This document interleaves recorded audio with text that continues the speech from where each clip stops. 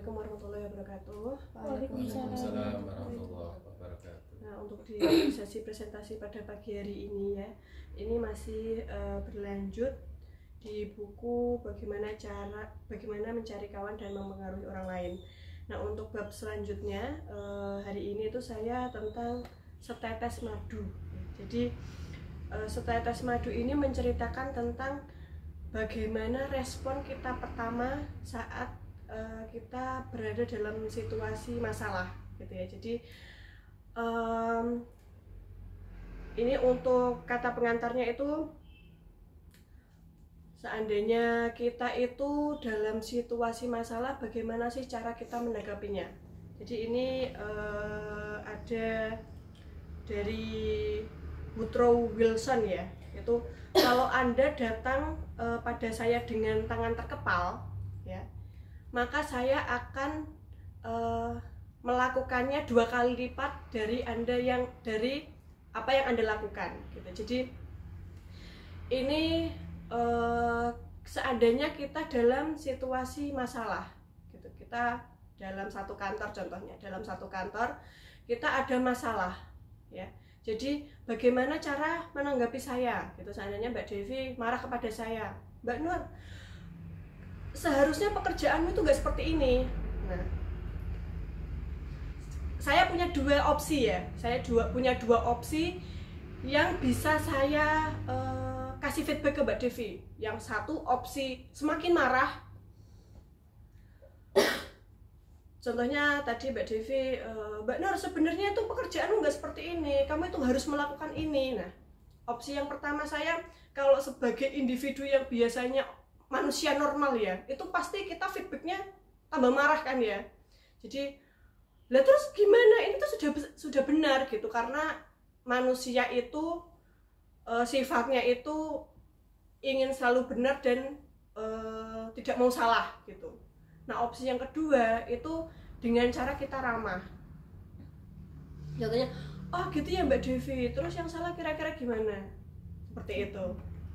Jadi kita ngasih feedbacknya itu yang ramah ya, itu pasti Mbak Devi-nya itu nanti juga tidak bertambah menjadi marah ya. Jadi dia akan lebih memberikan memberikan contoh-contoh atau memberikan ini loh seperti ini gitu. Jadi lebih di dalam satu lingkungan itu menjadi lebih hangat gitu. Contohnya lagi, seandainya kita itu berangkat bekerja ya. Jadi kita berangkat bekerja itu biasanya kan buru-buru ya di jalan. Kita buru-buru, kita papasan dengan orang lain. Nah, orang lain itu juga buru-buru gitu karena berangkat kerja pagi-pagi juga. Nah, kita itu ditenggor oleh si pemotor yang satunya. Kita nggak tahu si pemotor yang satunya itu memang sengaja atau dia itu nggak sengaja. Nah, itu kita memberikan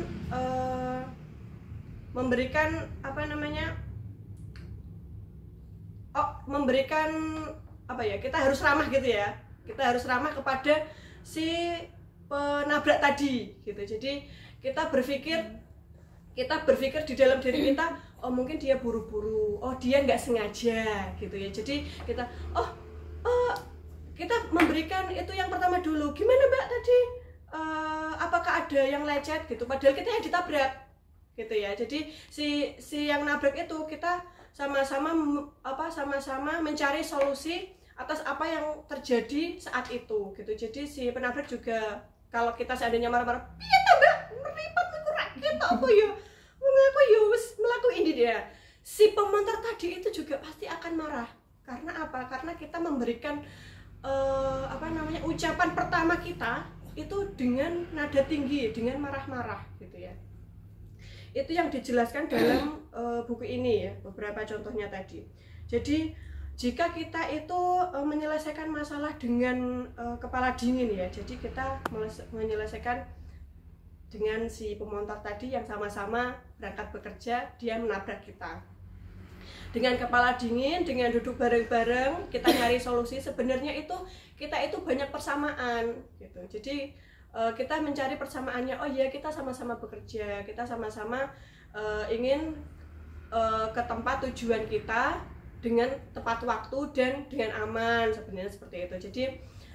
Jadi kalau seandainya kita berusaha dengan kepala dingin menyelesaikan masalah tersebut, maka hasilnya juga akan baik, hasilnya juga akan